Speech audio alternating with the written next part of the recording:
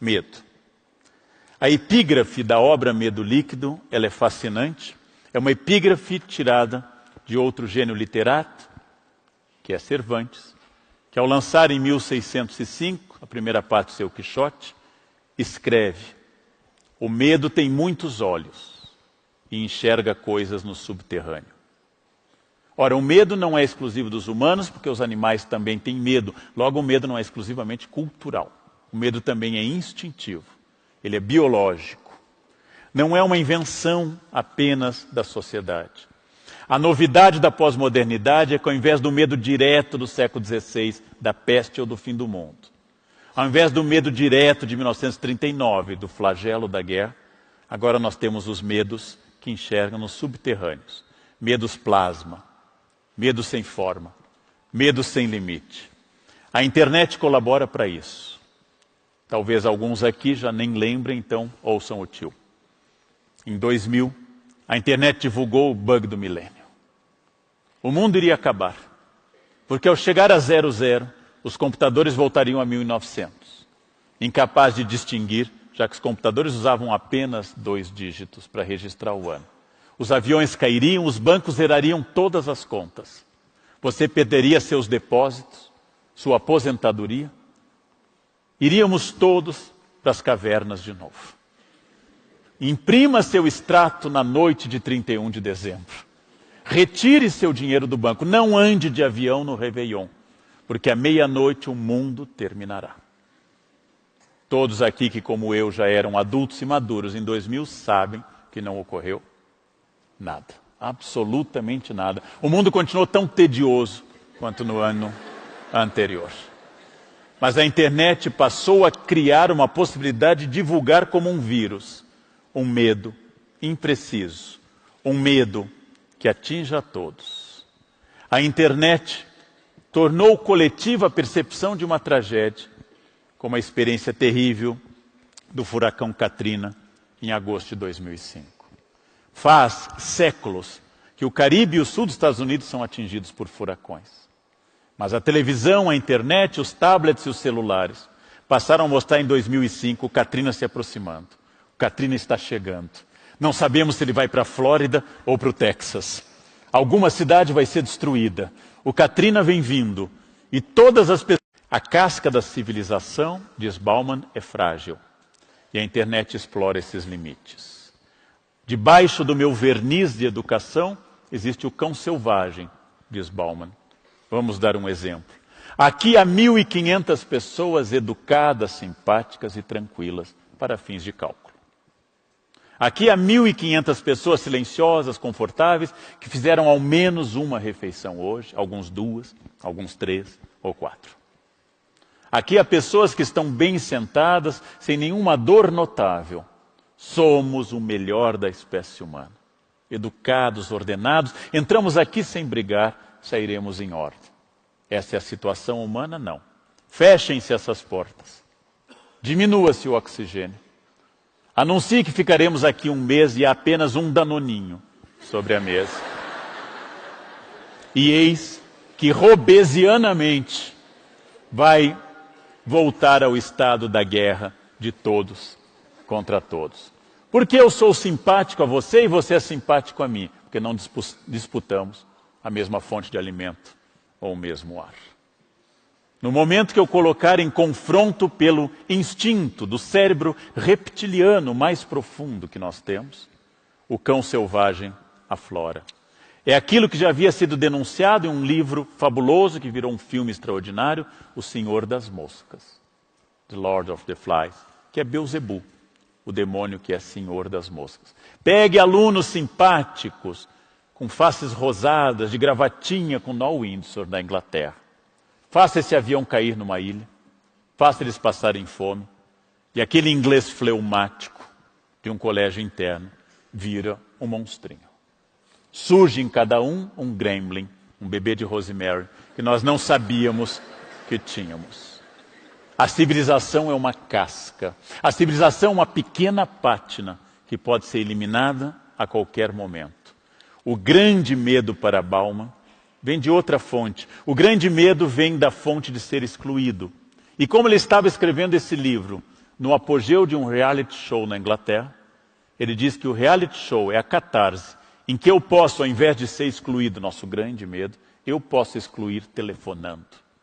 Eu quero que ele seja eliminado. Isso me dá um poder de transferir meu medo da exclusão para a televisão. Ele aprofunda a ideia do reality show, porque na Inglaterra havia também e há Big Brother. O que leva tanta gente a dizer que não vai votar na Inglaterra, já que é optativo o voto lá. O que leva tanta gente a dizer, não exercerei meu direito cívico, mas eu votarei no Big Brother. Como nós chegamos a esse ponto?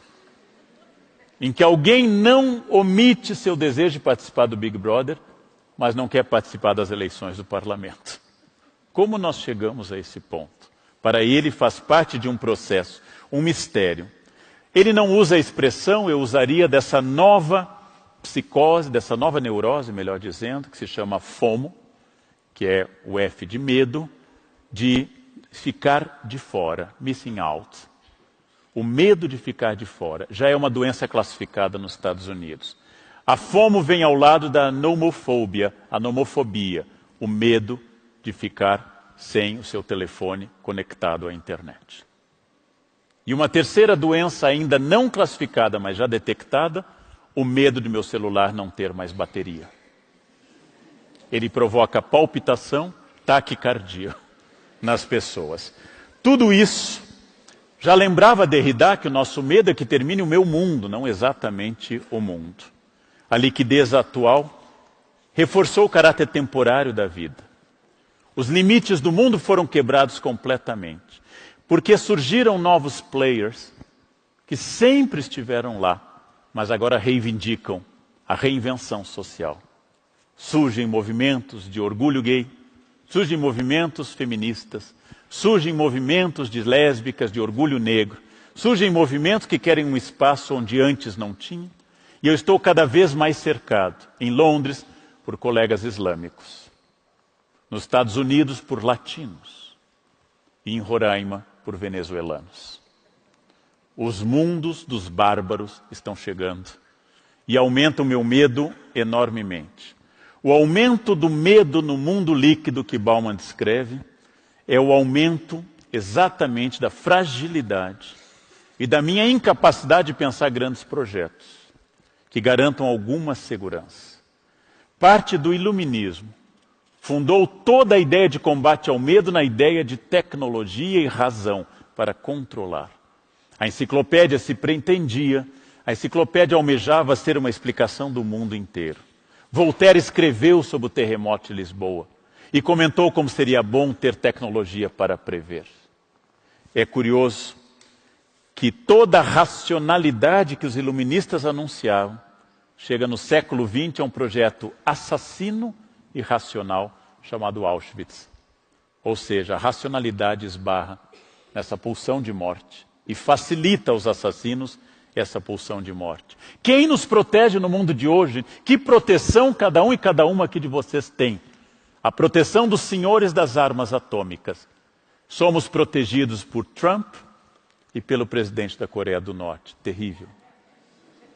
Minha segurança depende de Trump. O mundo não vai terminar se o presidente da Coreia do Norte não perder a cabeça.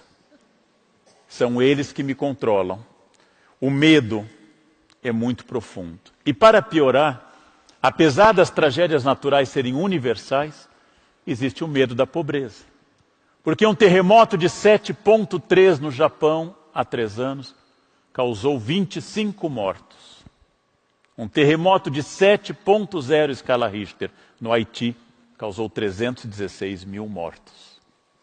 Os terremotos ocorrem em todos os lugares onde há falhas geológicas, mas os ricos sentem a tragédia diferente dos pobres. Vem uma outra questão importante. A chuva que eu admiro é diferente para quem vive à beira de um córrego não coberto. O terror global aumentou muito esses medos. Se a tecnologia produziu aviões cada vez mais seguros, cada vez menos com risco de acidente, o medo líquido produziu a necessidade de eu examinar se meu vizinho tem estereótipo de algum terrorista. Se meu vizinho tiver esse estereótipo, e estiver usando o computador em uma língua que pareça terrorista, eu começo a assustar. E aí vem uma grande questão para Bauman, que eu acho extraordinário. Qual é o problema do medo, gente? Se ele é histórico, se ele é inerente à espécie humana, se os homens das cavernas tinham medo, se os homens medievais tinham medo. O problema do medo atual é que, sendo ele subterrâneo, generalizado, como lembra Cervantes na epígrafe, faz com que eu abra a mão da minha liberdade para fugir do medo. Eu aceito que me examinem muito antes de entrar em um avião, porque afinal é terrorismo. Eu aceito viver em condomínios fechados. Eu aceito viver atrás de grades. Eu aceito que o Estado coloque câmeras, como em Londres, em todos os lugares. E essas câmeras filmam todos, eliminando a intimidade, eliminando a individualidade. Mas por que eu aceito essa barbaridade? Porque é isso ou o terror, é isso ou o ataque. E aí é muito interessante porque ele cita no seu livro que a nossa capacidade de entregar a nossa liberdade atinge um caso muito específico que todos aqui lembram, do brasileiro que foi assassinado no metrô de Londres pela polícia londrina. Não sendo um elemento perigoso, não estando armado e, como se sabe, sequer tendo corrido naquele momento, a polícia o executou em nome do medo, do terror, já que Londres acabara de viver um terrível atentado. E os londrinos lamentaram nos jornais. Os londrinos escreveram que era preciso mais treinamento para a polícia. Mas ninguém protestou, apenas alguns brasileiros e estrangeiros, porque os londrinos diziam, foi uma tragédia, mas antes isso do que outra bomba no metrô. O medo nos tornou profundamente covardes, a confiança no Estado aumentou, porque nós queremos ser felizes a qualquer custo. Queremos ser felizes e seguros a qualquer custo. Fomos levados a crer que a felicidade está acessível a todas as pessoas, diferente do século XII, por exemplo. Queremos ser felizes, inclusive, invenção burguesa do XIX, queremos ser felizes no casamento. É extraordinário. É uma invenção burguesa do XIX. Desconhecida para a aristocracia francesa do XVIII, desconhecida no Império Romano. Eu devo amar a pessoa com quem eu estabeleci um contrato matrimonial. E para sempre. E cada dia mais. Ora, quem deixará de fornecer a um banco todos os seus dados privados?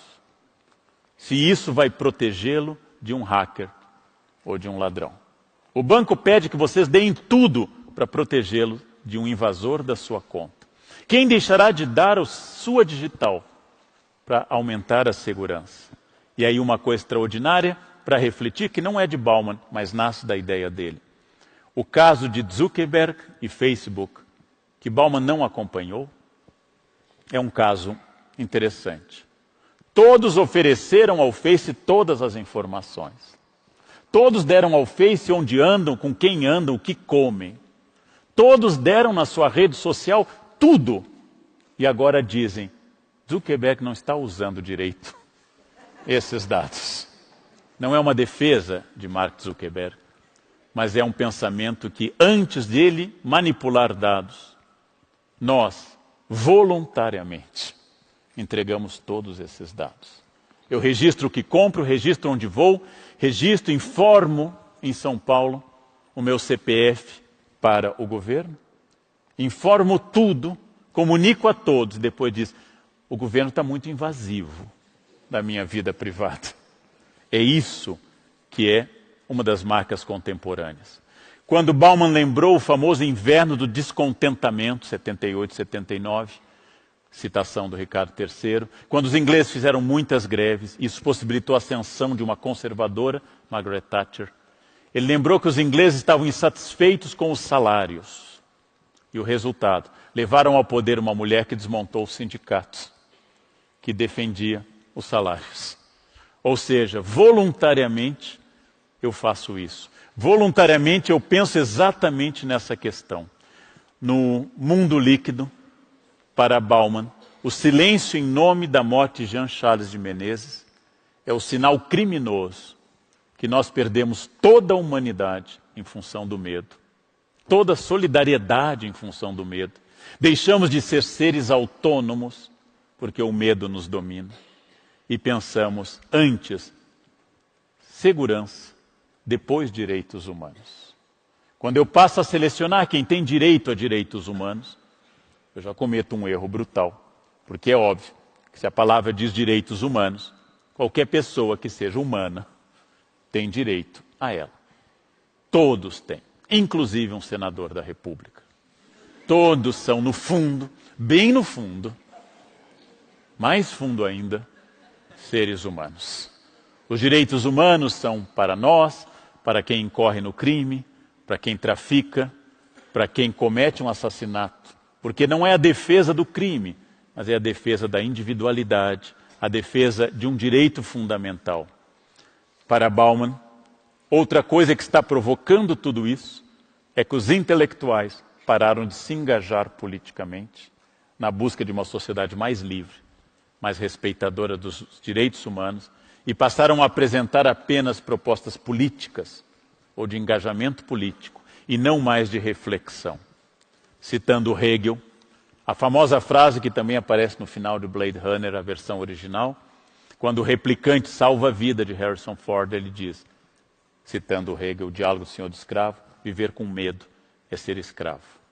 E para Bauman, nós nos tornamos voluntariamente escravos do nosso pavor, aceitando sermos prisioneiros nas nossas casas, aceitando o toque de recolher nas ruas, aceitando fechar os vidros, subir muros e contratar guardas, aceitando voltar à Idade Média, porque as invasões bárbaras estão ali, e aceitando que isso dê um lucro extraordinário para muita gente, porque há muita gente vivendo da indústria do medo. Junto à indústria de drogas, a indústria de armas é uma das mais prósperas do mundo. Eu, para ser salvo, a metáfora de Bauman é minha, para ser salvo eu aceito qualquer salvo-conduto, inclusive a ponta do chicote. Para sair do buraco da insegurança eu pego o que me jogarem, inclusive a ponta do chicote, aceitando o controle em nome da segurança. Oscar Wilde havia dito que o progresso é a realização de utopias, mas Bauman diz que o nosso tempo é um tempo de fim de utopias. Nós não usamos mais, como desde o século XVI, Thomas More havia instituído, o progresso de uma sociedade instituída como um modelo que deve corrigir o presente. Ao invés da reforma social, diz Bauman, e coletiva, instituímos espólios de competição individual apropriados. A retrotopia, título do seu livro póstumo, nasce e provoca 4 questões que eu apenas indicarei porque não é o nosso objetivo. Primeiro, voltamos a Hobbes e a crença no caráter destrutivo do projeto social. A guerra permanente. Não há mais um Leviatã, mas centenas de pequenos Leviatãs autoritários. Não há mais um grande Leviatã, uma grande ditadura mundial arriscando o mundo como o nazismo. Mas há a empresa, a escola, o condomínio e todos os lugares onde as regras do Leviatã são aceitas pelas pessoas. Tudo isso é complementado por uma expressão dele muito interessante, que além do estado do Leviatã, queremos a volta ao útero, que é o isolamento em tablets e celulares. A autossatisfação, que é a regra atual. A liberdade é apenas individual. O útero cria zonas de conforto, câmara de ecos, viés de confirmação e sala de espelhos. 4 expressões que o Bauman usa, mas que não são deles. Zona de conforto, onde eu só escuto pessoas que concordam comigo. Viés de confirmação, porque todo mundo diz, no meu grupo, que determinado político é a salvação do Brasil. Câmara de eco, porque eu digo, viva fulano, e as pessoas dizem viva, então eu entendo que é coletivo. E acima de tudo, o viés do espelho, onde eu só olho a mim narcisicamente, que é a volta ao útero. Redes sociais são, por excelência, a volta ao útero. O medo é perder a única coisa que parece valer no mundo líquido, a individualidade, nossa liberdade, nossa promessa de felicidade que se realiza na reconstrução nostálgica de um mundo que jamais existiu. Infelizmente, a construção desse passado retrotópico para Bauman não é a fantasia de blindagem diante o real, mas é o processo de impedir um avanço e uma solução mais ampla. A retrotopia é uma nostalgia deletéria, danosa que impede que eu sonhe com o futuro, idealize o passado que não voltava, quando na minha infância todos eram gentis, quando na minha infância ninguém jamais foi assaltado, quando na minha infância não tinha essa sacanagem, quando na minha infância todos andavam por São Paulo com cestas de morango distribuindo às pessoas, felizes, absolutamente felizes. Nosso hábito de reinventar o passado como um espaço utópico, negando a utopia de futuro, faz com que Bauman cite a frase de um homem certamente mais à direita do que ele, apesar de ser do Partido Democrata. Ele cita o discurso de posse de Roosevelt: só devemos temer o próprio medo. Porque ele acha que Roosevelt tocou no ponto. Qual é a única coisa que pode te destruir? Qual é o único processo que pode te afastar da sua liberdade? É o teu medo. É o teu medo. Quando eu fico mais enfático, eu uso o tu de novo do Rio Grande do Sul. É quase um ato reflexo. Só o teu medo é teu inimigo. Porque só o teu medo é a barreira diante da felicidade, da liberdade e da entrega ao outro. As retrotopias significam, acima de tudo, instituir o medo como meta, o isolamento do útero e as câmaras de eco. Só devemos temer nosso medo, voltando a Roosevelt. Só podemos ser impedidos por nós mesmos. Só podemos vencer a nossa sociedade. Frases de Bauman, adjetivos baumanianos: desigual, violenta, racista, misógina, homofóbica, excludente, pela superação do medo. Só sairemos da caverna platônica, reatualizando uma metáfora de Platão.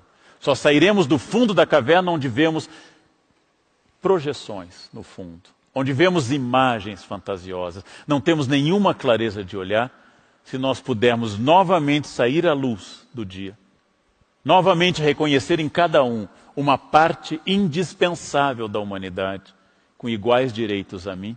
Saímos das câmaras de eco. Saímos dos vieses de confirmação. Saímos das bolhas epistêmicas que reforçam tudo aquilo que eu penso. Saímos dessa caverna retrotópica, que, incapaz de pensar o futuro, reconstrói o passado, e incapaz de estabelecer laços sociais sólidos, se refugia nas redes sociais. Incapaz de abraçar, manda coraçõezinhos cafona para todas as pessoas. Incapaz de ter um contato pessoal, inunda o mundo de um bom dia antipático, onipresente, inútil e gelado. Só sairemos dessa caverna retrotópica platônica, essa é boa para guardar. Só sairemos dessa caverna retrotópica platônica se tivermos a coragem que Platão incita em todos que querem pensar. Saia à luz, perceba o mundo, e perceba que não adianta nem nós aqui nessa sala extraordinariamente bonita, com acústica perfeita, com cadeiras confortáveis, cercados pelos novos bárbaros, pela Cracolândia, pelo mundo que está cercando essas ilhas de estabilidade, que eu faço questão de não notar, que eu faço questão de passar rápido, que eu faço questão de não perceber, na esperança inútil que, se eu não olhar para eles, eles nunca chegarão até mim.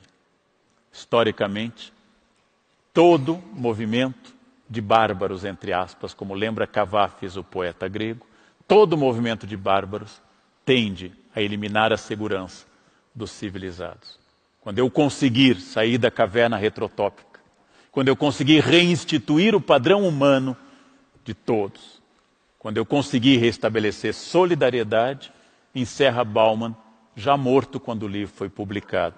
Enfim, nós teremos de novo utopia, chance de corrigir, e finalmente deixaremos de olhar para trás e começaremos a olhar para frente. Começaremos a seguir para frente. A maior lição de Bauman não são apenas os livros. A maior lição de Bauman está na vida que ele levou. Em meio a experiências trágicas de holocausto, perseguição de um governo totalitário polonês e soviético, perseguindo sempre o que ele acreditava, voltado aos seus valores humanísticos e éticos, profundamente ligado à sua família, dizendo até a véspera da sua morte, com mais de 91 anos, no ano que completaria 92, Bauman disse: a vida é fascinante, vale a pena viver, porque eu estou aqui e eu sou humano. A vida dele foi fascinante, a obra dele é extraordinária, mas o exemplo de vida foi aquilo que Gandhi disse na Índia. A maior lição que eu deixo é a minha biografia. O resto é secundário. Se a gente tivesse essa coragem, se eu tivesse essa coragem, se eu seguisse essa coragem baumaniana, eu tenho certeza que eu seria melhor. O mundo seria melhor e as pessoas seriam melhores. Era isso que eu queria dizer nessa linda noite emocionante, nessa Sala São Paulo, na qual pela primeira vez eu ocupo esse palco e não a plateia onde eu fui feliz tantas vezes. Muito obrigado pela atenção de vocês, muito obrigado mesmo, do fundo do coração. Obrigado. Obrigado. Obrigado. Muito obrigado. Obrigado.